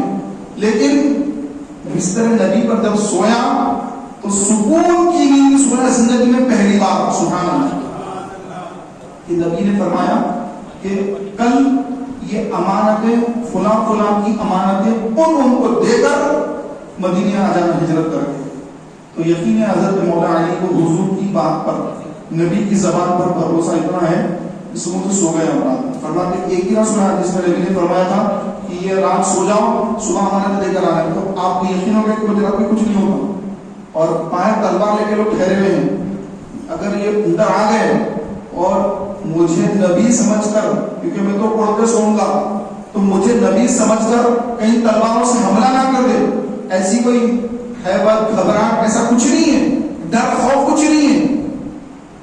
نبی نے فرمایا یہ امانت لے کر آ جانا. مولا علی رضی اللہ تعالیٰ نے آرام کرنے لگے، سو گئے. اور رسول پاک علیہ السلام آدھی رات کے بعد گھر کا دروازہ سرکار نے کھولا. سارے کفار قریش ٹھہرے ہوئے، پورے گھر کا محاصرہ کرے ہوئے. نبی علیہ السلام نے کنکریاں اٹھائی، اٹھا کر ان کی طرف پھینکا، ان کی طرف کنکریاں اٹھا کر پھینکی اور گھر سے باہر نکل کے تشریف لائے. ان کے بیچ میں سے سرکار تشریف لا رہے ہیں، کسی مشرک کو سرکار نظر نہیں آ رہے ہیں، کسی مشرک کو نظر نبی نظر نہیں آ رہے ہیں. ان کے بیچ میں سے سرکار گزر کر کہاں تشریف لاتے ہیں؟ ابو بکر کے مکان کی طرف آتے ہیں. اور نبی کریم علیہ السلام صدیق اکبر کے مکان پہ تشریف لاتے ہیں کہ اے ابو بکر چلو آج ہماری ہجرت ہے. تو جیسے سرکار ابو بکر کے گھر پر تشریف لائے، صدیق اکبر اسی وقت باہر آ گئے. اسی وقت سرکار نے فرمایا کہ ابو بکر اتنی جلدی کیسے آ گئے؟ ایسا کہ تو آرام وغیرہ کر کے کچھ دیر تو اپنے انسان کو کہ آدمی نے نیند میں سے اٹھے تو کچھ ٹائم لگتا. ابھی اٹھا ایک آدھے گھنٹے میں آ رہا ہوتا کوئی آدمی، اب بھی سو رہا تھا، ابھی اٹھا ذرا فریش ہو کے آتا ہوں، کوئی بھی یہ کہتا ہے. لیکن نبی علیہ السلام جیسے تشریف لائے، سبحان اللہ، ابو بکر باہر حاضر ہو گئے حضور کی خدمت میں. سرکار نے فرمایا ابو بکر اتنی جلدی کیسے آ گئے؟ بلکہ یا رسول اللہ فلاں دن آپ نے فرمایا تھا ہجرت کرنا ہے، تو وہ دن کا اور آج کا دن ہے، میں رات میں سویا ہی نہیں کہ آپ کی کب آمد ہوگی، کب چلنے کا حکم ہوگا. تو رات کو سوتا ہی اس انتظار میں کہ ہجرت کی رات کون سی رات ہوگی. یہ شان صدیق اکبر کی. سبحان اللہ. صدیق اکبر اور نبی پاک علیہ السلام رات کے اس وقت میں نکل کر غار ثور کی طرف تشریف لاتے ہیں. غار ثور مدینہ ادھر ہے، غار ثور ادھر ہے، مکے سے الٹی جانب میں. صبح ہو گئی. اب کفار دیکھیں کہ کیا بات ہے، نبی گھر سے نکلتے نہیں، فجر کا وقت ہو گیا، فجر کا وقت ختم ہی ہو گیا، سورج نکلنے کا وقت ہو گیا، کیا بات ہے. مولا علی اندر تشریف فرمائے. جیسے ہی انہوں نے دیکھا کہ یہ تو علی آرام کر رہے ہیں، یہاں پر علی بستر پہ لیٹے ہوئے ہیں، تو کہا کہ اے علی محمد کہاں ہے؟ آپ نے فرمایا وہ تو ہجرت فرما کر مدینہ تشریف لے گئے، تو رات میں ہجرت کر گئے. لوگوں نے کہا کہ ارے ہم تو سمجھ رہے تھے کہ یہاں پہ نبی آرام کر رہا ہے، آپ یہاں پہ تھے رات میں. لیکن ہاں نبی نے مجھے حکم دیا کہ یہ امانتیں لوگوں کی واپس کر کے میں ہجرت کر کے مدینہ جاؤں گا. اب وہ لوگ مولا علی سے ہٹ کر بولے کہ آگے بھی نکلے ہوں گے، چلو ڈھونڈیں گے، ان کے قدموں کے نشان ملیں گے ہم کو. اب قدموں کے نشان دیکھ کے سیدھے غار ثور تک پہنچ گئے، یہاں تک آ گئے. غار ثور تک پہنچ گئے پورا. اوپر آنے کے بعد غار کے پاس آ گئے. تو غار کے پاس آنے کے بعد یہاں تک کے نشان مل گئے کہ یہاں تک نشان ہے. اس کے بعد کہاں گئے؟ غار کے اندر گئے ہوں گے. تو غار کے منہ پر دیکھا تو کبوتری نے ایک پہلے مکڑی العنکبوت, مکڑی کو عربی میں العنکبوت کہتے ہیں, ایک سورہ بھی عنکبوت کے نام سے, سورہ العنکبوت, وہ عنکبوت کہتے ہیں مکڑی کو. تو جیسے حضور السلام اس غار میں, غار ثور میں صدیق اکبر اور ابو بکر اور حضور السلام داخل ہوئے, اللہ نے مکڑی کو حکم دیا, مکڑی نے جلا ڈال دیا. کبوتری کو حکم, کبوتری نے انڈے ڈال دیے. کفار مکہ وہاں تک آئے, دیکھ رہے ہیں غار کے سرانے پر مکڑی کا جالا ہے, اس کے اوپر انڈے بھی پڑے کبوتری کے. اگر سرکار اس میں تشریف لے جاتے, محمد اس میں جاتے, تو مکڑی کا جالا تو ٹوٹ جاتا. کہ مکڑی کا کمزور جالا, کمزور جو ہے مکڑی کا جالا ہی, مکڑی کا جالا ہے, اوپر کبوتری کے انڈے ہیں. اب وہ حیران ہے, اگر اس میں داخل ہو گئے تو یہ کبوتر کبوتری کے انڈے کیسے رہتے ہیں؟ تو ٹوٹ جاتے ہیں, جالا کیسے رہتا؟ یہاں تک نشانے میں گئے کہاں تھے؟ اب ان کو سمجھ نہیں آتا. اب ڈھونڈ رہے ہیں, غار کے اطراف چکر لگا رہے ہیں, غار کے اطراف چکر لگا کے کہاں چلے گئے؟ یہاں تک نشان ہے. اب اس کی منظر کشی اعلیٰ حضرت نے فرمائی, اعلیٰ حضرت نے اس کی منظر کشی فرمائی. جان ہے جان کیا نظر آئے,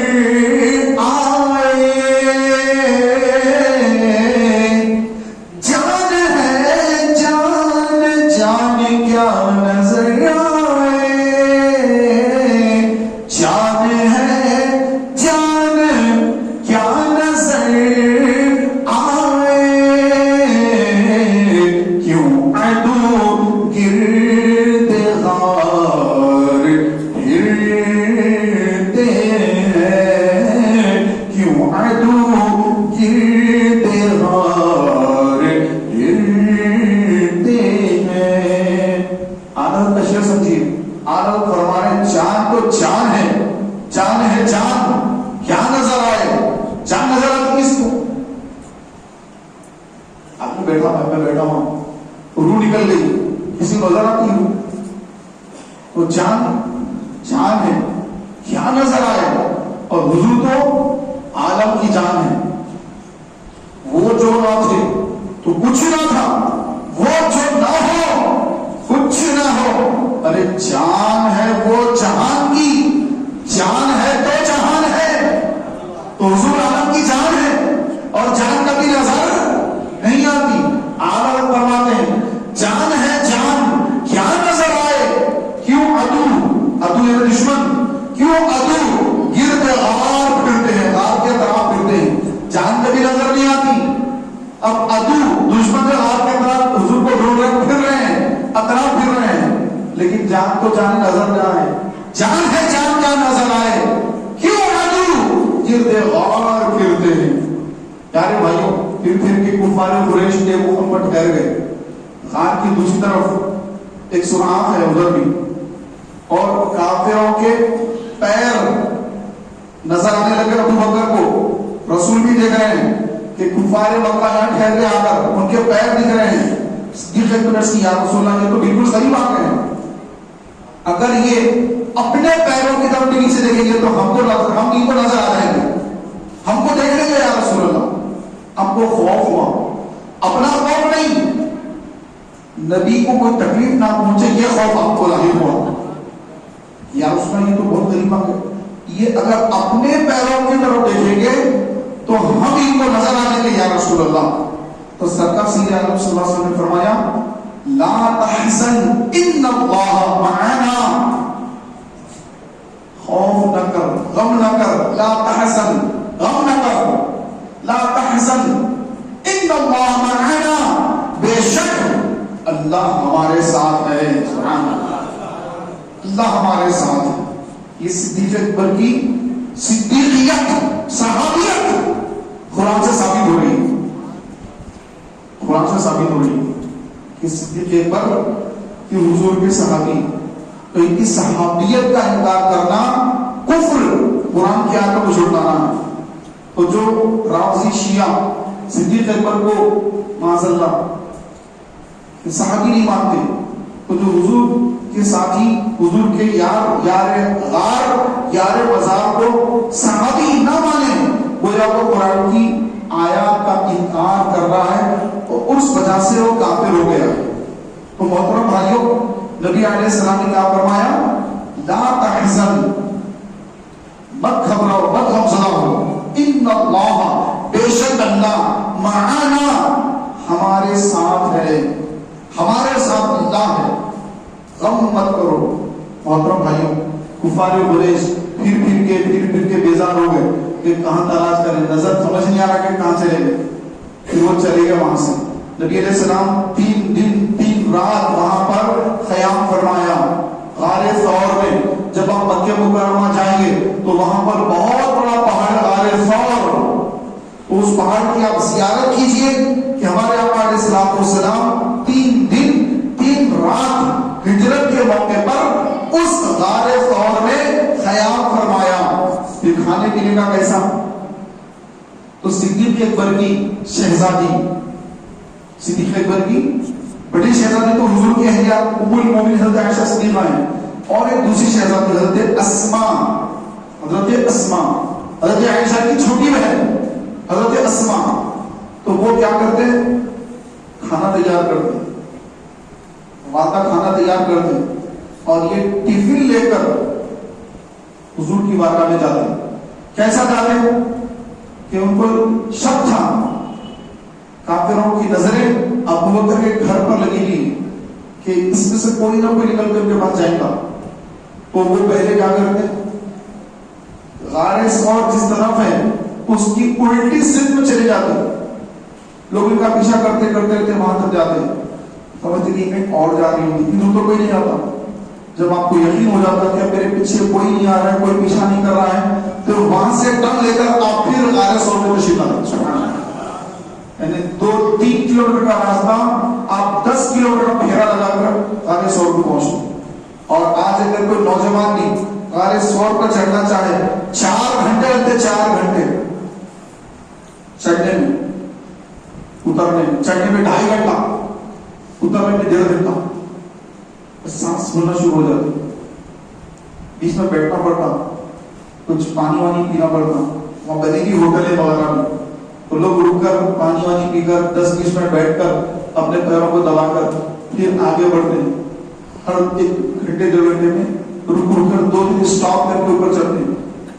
تو آپ اندازہ لگائیے، حضرت اسماء رضی اللہ تعالیٰ عنہا حضور الاسلام کا توشہ، صدیق اکبر کا ٹفن، 2 ٹفن لے کر آپ اتنے اونچے پہاڑ پر تشریف لے جاتے اور کھانا حضور کی بارگاہ میں پیش فرماتے۔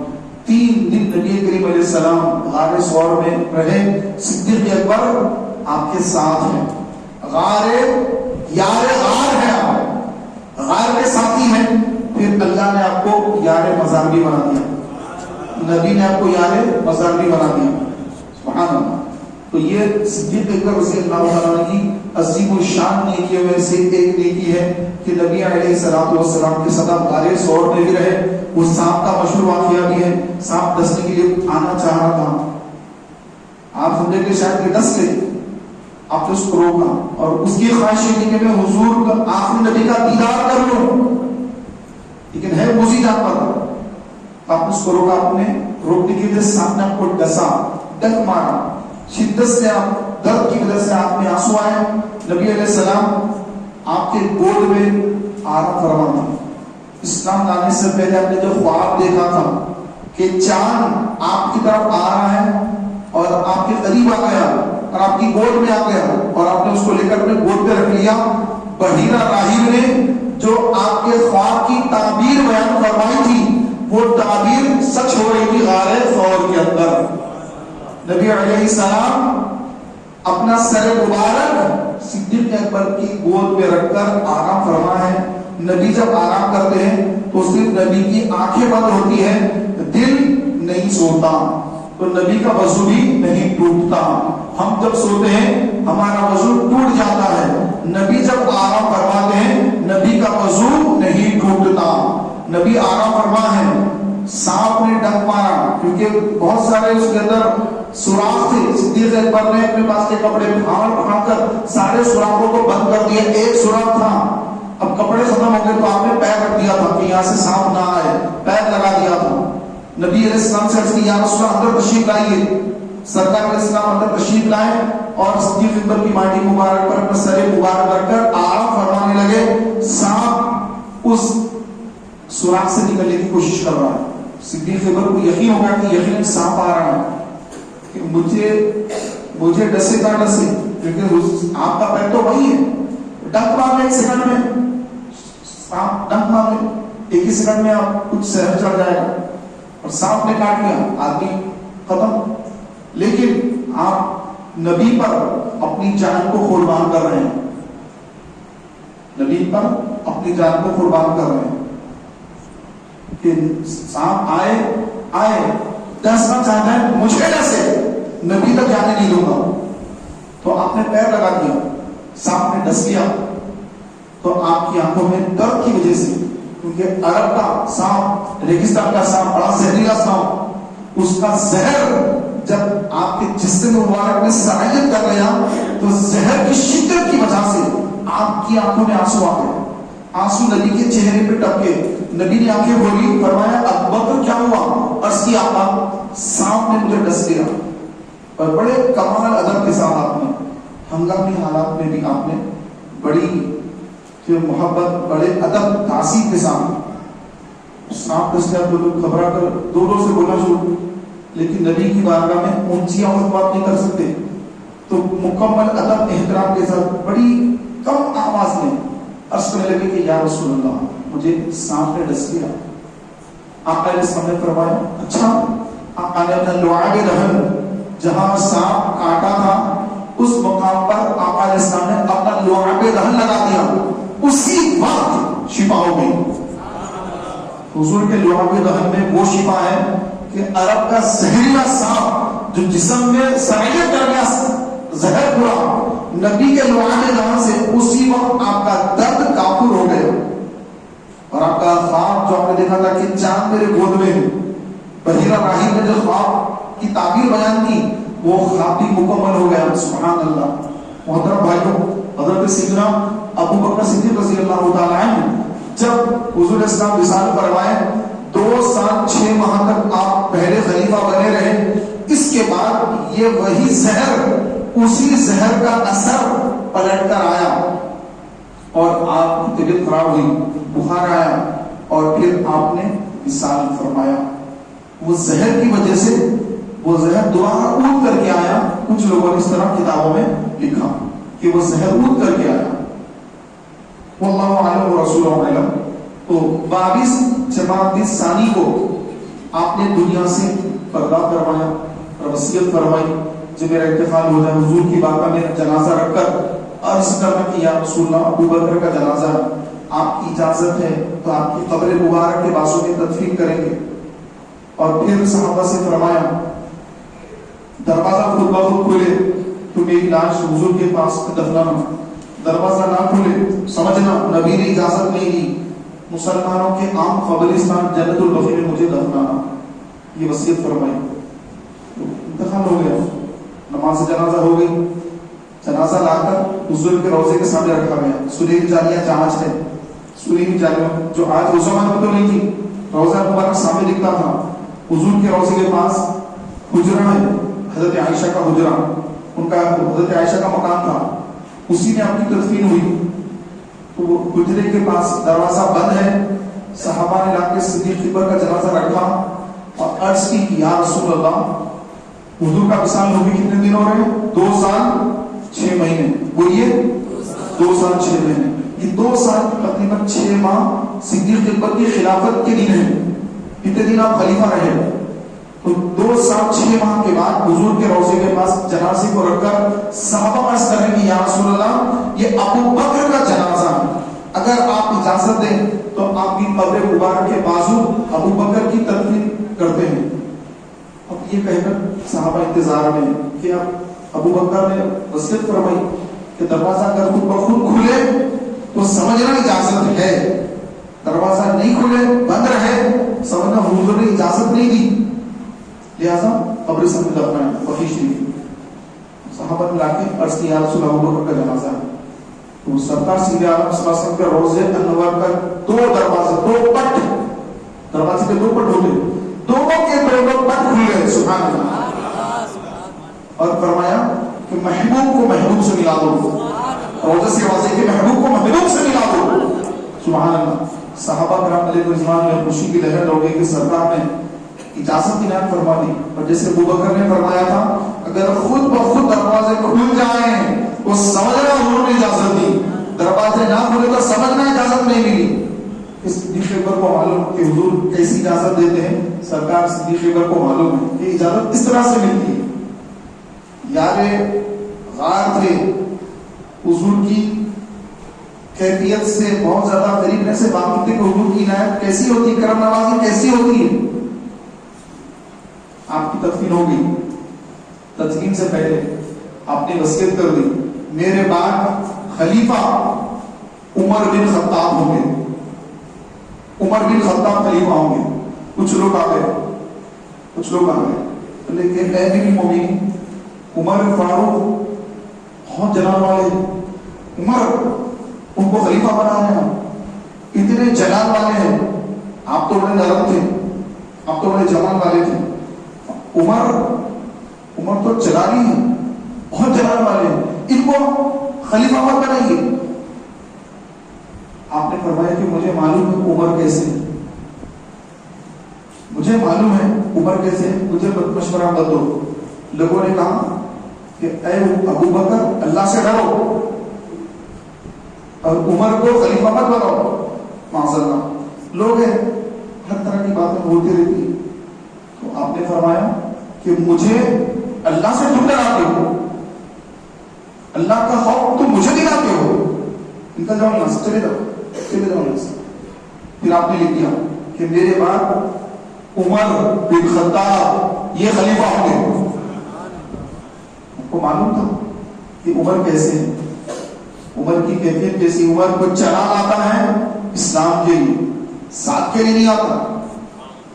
تو ابو بکر سے اچھا اور صحابہ میں کون ہے کہ جو عمر کو جانے. آپ نے وصیت کر دی کہ عمر میرے بعد خلیفہ بنے. آپ کے انسان کے بعد حضرت عمر فاروق اعظم خلیفہ دوم بنے. اور پھر سبحان اللہ حضرت عمر کا دور آیا، 10 سال کچھ ماہ آپ کی خلافت رہی، اور 10 سال کچھ ماہ میں بس فتوحات ہی فتوحات، ہر جگہ فتح یابی.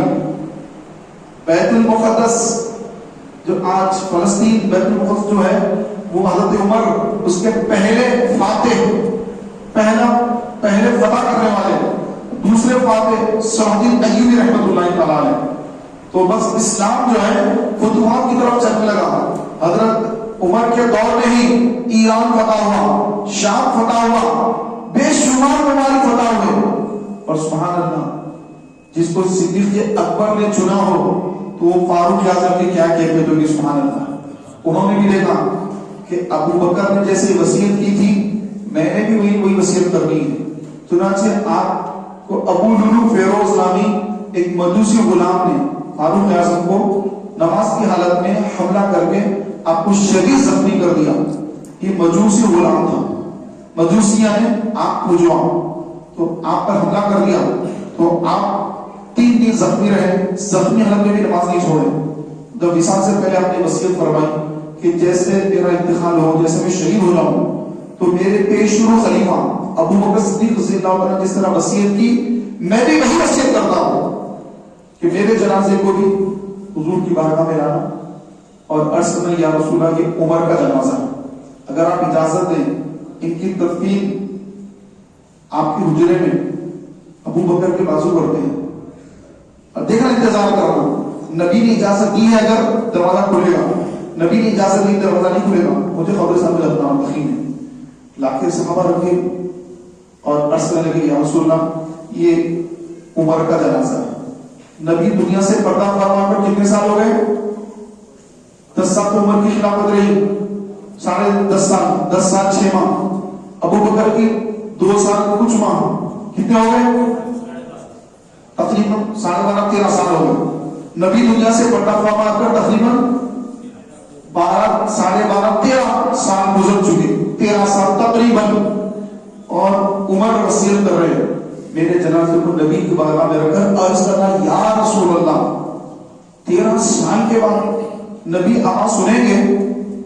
ارے بھائی عام آدمی جو ہوتا ہے قبر میں جانے کے بعد 3 دن میں پیٹ پھٹ جاتا اور 40 دن میں پوری باڈی جو ہے بکھر جاتی، آنکھ باہر آ جاتی، حالت خراب ہو جاتی میت کی، اور 4-5 مہینوں کے اندر تقریباً گوشت کی خبر کے کیڑے کھا لیتے، 6 مہینے میں سب ختم ہو جاتا، اور 1 سال کے بعد ہڈیاں بھی ختم ہو جاتی، باس کی رہتی سب ختم ہو جاتا۔ اب نبی پردہ فرما کر 13 سال ہو گیا، نبی پردہ فرمائے 13 سال ہو گیا، اور عمر کہہ رہے کہ صحابہ سے کہ عرض کرنا حضور کی بارگاہ میں کہ یا رسول اللہ یہ عمر کا جنازہ ہے، اگر اجازت ہو تو آپ کے پہلو میں دفنائیں، اجازت نہ ہو تو بقیع شریف میں دفنائیں گے۔ تو کسی صحابی نے یہ نہیں کہا کہ اے عمر، اے امیر المومنین، یہ کیسا ہو سکتا ہے 13 سال گزر گئے، حضور تو مر کر مٹی میں مل گئے معاذ اللہ، ایسا کسی صحابی کا عقیدہ نہیں تھا، یہ عقیدہ وہابی کا ہے، نبی مر کر مٹی میں مل گئے، یہ عقیدہ کس کا بولیے؟ وہابی کا ہے، صحابی کا نہیں ہے۔ ابو بکر کا وہ عقیدہ ہے جو آج سارے سنی مسلمانوں کا عقیدہ ہے، عمر کا بھی عقیدہ ہے جو آج سارے سنی مسلمانوں کا عقیدہ ہے، اور وہی عقیدہ امام اہل سنت امام احمد رضا دے رہے ہیں۔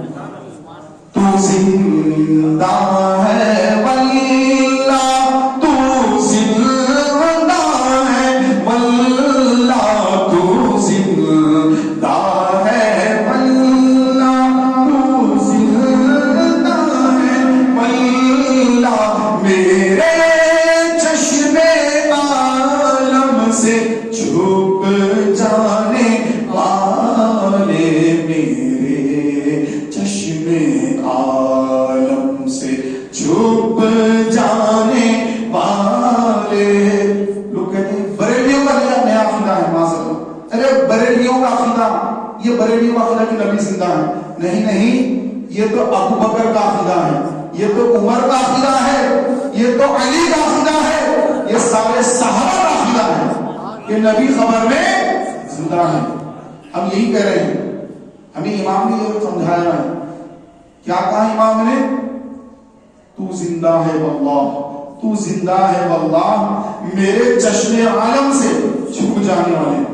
تو ہمیں نبی نظر نہیں آتے کیونکہ ہماری آنکھوں میں وہ طاقت کہاں، دید آئے کو کیا آئے نظر کیا دیکھیں، ہماری آنکھوں میں وہ طاقت نہیں کہ ہم دیکھ سکیں، لیکن نبی اپنی قبر منور میں زندہ ہے اور اپنے غلاموں کے معروضات عرضیاں سنتے ہیں اور کرم نوازیاں بھی فرماتے ہیں، سبحان اللہ۔ تو حضرت عمر کے لیے نبی علیہ السلام کے حجرے سے دروازہ کھلتا ہے، ابو بکر کے لیے 2 پٹ کھل گئے، عمر کے لیے 1 پٹ کھل گیا، اجازت مل گئی، سبحان اللہ۔ حضرت عمر رضی اللہ عنہ کی آج حضور اسلام کے بازو ابو بکر کے بازو عمر آرام فرما ہے۔ آقا اسلام نے فرمایا ہم قیامت کے دن اس حال میں آئیں گے کہ میری سیدھی طرف ابو بکر ہوگا اور میری الٹی طرف عمر ہوگا، سبحان اللہ، اور ہم اس حال میں میدان محشر میں آئیں گے، ملک شام میں میدان محشر ہوگا، یہ بھی فرمایا گیا، اور عیسیٰ علیہ السلام بھی نبی کے ساتھ ہوں گے، سبحان اللہ۔ میرے پیارے بھائیوں، حضرت سیدنا فاروق اعظم رضی اللہ تعالی عنہ، آپ جو حجرے میں آپ اس وقت آرام فرما ہے وہ حجرہ بھی حضرت عائشہ کا ہے، آپ نے اپنے بیٹے سے فرمایا کہ جا کے عائشہ سے پوچھو یہ جگہ مجھے دے گے، آپ نے فرمایا کہ اے عبداللہ ابن عمر یہ جگہ تو میں نے اپنی لیے رکھی کیونکہ ایک تو نبی تو میرے شوہر ہیں، ابو بکر میرے والد ہیں، ان سے میرا کوئی پردہ نہیں ہے، اس کے بازو کی جو جگہ ہے وہ میں نے اپنی لیے رکھی تھی، لیکن میں اپنے سے زیادہ ترجیح عمر کو دیتی ہوں، یہ جگہ عمر کو دیتی ہوں۔ آپ نے وہ جگہ عمر کو عطا فرمائی۔ جب آپ کا وصال ہوا ام المومنین کا تو آپ کی مزار، آپ کی قبر مبارک مسلمانوں کے عام قبرستان جنت البقیع میں ہے، وہاں آپ کی مزار۔ حضرت عائشہ صدیقہ رضی اللہ عنہا جو ہماری ماں ہیں، روحانی ماں ہے، قیامت کے مسلمانوں کی ماں ہے. تو جو ایسے لوگ ہیں کہ ہماری ماں کو گالی دیتے ہیں، ہمارے پہلے خلیفہ ابوبکر کو گالیاں دیتے ہیں، خلیفہ دوم فاروق اعظم کو، خلیفہ سوم حضرت عثمان غنی کو گالیاں دیتے ہیں، دیگر صحابہ کو گالیاں دیتے ہیں، اور اپنے آپ کو مسلمان بھی کہتے ہیں کہ ہم شیعان علی ہیں، اور پھر صحابہ کو گالیاں دیتے ہیں. تو ایسے لوگوں سے کوسوں دور رہنا چاہیے، جن سے ہمارا کوئی لینا دینا نہیں ہے. رافضیوں سے، شیعوں سے ہمارا کوئی لینا دینا نہیں ہے. ہمیں ان سے دور رہنا چاہیے کہ جو ابو بکر، عمر، عثمان کو، صحابہ کو اور ہماری ماں ام المومنین کو جو گالیاں دے، کیا ہم ان کی دعوتوں میں جائیں گے؟ کیا ان کے یہاں شادی بیاہ کریں گے؟ یا ان کی بچیاں ہمارے پاس، ہماری بچیاں ان کو دیں گے؟ نہیں، ہم ان سے دور رہیں گے. ہم کن سے قریب رہیں گے؟ جو حضور کے چاہنے والے، ابو بکر، عمر، عثمان کے چاہنے والے، علی کے چاہنے والے، اہل بیت اور صحابہ کے جو چاہنے والے ہیں، ان میں ہماری شادی بیاہ ہوں گے، انہی میں ہماری دوستیاں، انہی میں ہماری محبتیں ہوں گی. ہماری سب کچھ ان سنی مسلمانوں سے ہوگا، رافضیوں سے، شیعوں سے، یا پھر جو نبی کی شان میں گستاخی کرتے کہتے کہ نبی برگر مٹی میں مل گئے، نعوذ باللہ، ایسے وہابیوں سے، بدعقیدوں سے، ایسوں سے ہمارا نہ ان سے لینا دینا ہے نہ ان سے لینا دینا ہے. ہم سنی ہیں، ہمارے مرشد غوث اعظم غوث پاک کی تعلیمات کا عمل کرنے والے، غریب نواز کی تعلیمات پر اور امام احمد رضا فاضل بریلوی کی تعلیمات پر عمل کرنے والے، ہم ان کے سپاہی ہیں. اور انشاءاللہ تبارک و تعالی ہم مشن امام احمد رضا کو جاری رکھیں گے انشاءاللہ. اہل بیت کی محبت، صحابہ کی محبت، دو محبتوں کو لے کے چلنے والے یہ مسلک اعلی حضرت والے. سبحان اللہ. اہل سنت مسلک اعلی حضرت. یہ ہوتا نا اصلی گھی ہوتا ہے، گھی اصلی گھی بولتے ہیں لوگ، بعد میں ڈالڈا گھی آ گیا، وہ بھی گھی بول رہے لوگ. یہ بھی گھی، یہ بھی گھی، تو کیا بولیں گے؟ کون سا گھی؟ نہیں، دیسی گھی. اچھا، دیسی گھی یعنی اصلی گھی. تو ویسے اہل سنت سب بول رہے ہیں، تبلیغی، دیوبندی سب، ہم بھی اہل سنت، ہم بھی اہل سنت. تو پھر اہل سنت میں کون؟ اہل سنت بریلوی. سبحان اللہ. یہ بھی بول رہے ہیں ہم بھی سنی، ہم بھی سنی. نہیں نہیں، یہ ڈالڈا ہے، یہ فلاں ہے، یہ فلاں ہے. ہم کیا ہیں؟ بریلوی ہیں. تو اصلی گھی جو ہوتا ہے، اصلی گھی، اصلی چیز ہوتی ہے، اس کو ڈپلیکیٹ بھی آتے ہیں. تو سنی اصلی ہے، اس کے ڈپلیکیٹ بھی آتے بہت سارے. تو ڈپلیکیٹ کو ختم کر کے اپنی اصلیت کو جو بولنا ہے وہ کیا ہے؟ مسلک اعلی حضرت. آپ نے میں سنی اہل سنت ہوں بھائی، مسلک اعلی حضرت الحمدللہ، میں سنی ہوں، مسلک اعلی حضرت والا ہوں. ادھر سب سمجھ آئے گے کیا؟ اچھا اچھا اچھا، اشرف علی خان بھی، قاسم نانوت بھی، رشید احمد گنگوئی، خلیل احمد درویش بھی، ان سب کو یہ کافر، پکے کافر مانتے ہیں، اور ان کے کفر پہ شک کرنے والے کو بھی کافر مانتے ہیں، رافضیوں سے دور رہتے ہیں. اخیرا کھل کے سامنے آتا ہے. آپ کو سب بولنے کی ضرورت نہیں ہے، فلاں بھی کافر، وہ بھی کافر، یہ سب بولنے کی ضرورت نہیں ہے. آپ کو اتنا بولنا ہے الحمدللہ مسلک اعلی حضرت والا ہوں. بولیے کیا ہوں؟ مسلک اعلی حضرت والا ہوں. سامنے والا سمجھ جائے گا، ارے بھائی یہ تو ٹناٹن سنی ہے، زبردست سنی ہے، اور بالکل جو ہے اپنے عقیدے کو ظاہر کرنا ہے. اور اللہ کے اہل سنت و جماعت مسلک اعلی حضرت. پڑوسی ملک ہمارے کے لوگ اپنے آپ کو اہل سنت نیچے لکھتے ہیں، تبلیغ جماعت، دیوبندی، فلاں فلاں. اہل سنت جماعت نیچے مسلک دیوبند بولتے ہیں اہل سنت جماعت. تو ہم کو بتانا ہے کہ اہل سنت و جماعت مسلک اعلی حضرت. اللہ تعالیٰ ہم کو مسلک اعلی حضرت پر، ایمان پر، مدینے میں موت عطا فرمائے. آمین یا رب العالمین، بجاہ النبی الامین صلی اللہ تعالی علیہ وسلم. محترم بھائیوں، آئیے ہمارے درود پاک کی سیرت پڑھ لیتے ہیں. نبی پاک علیہ السلام نے ارشاد فرمایا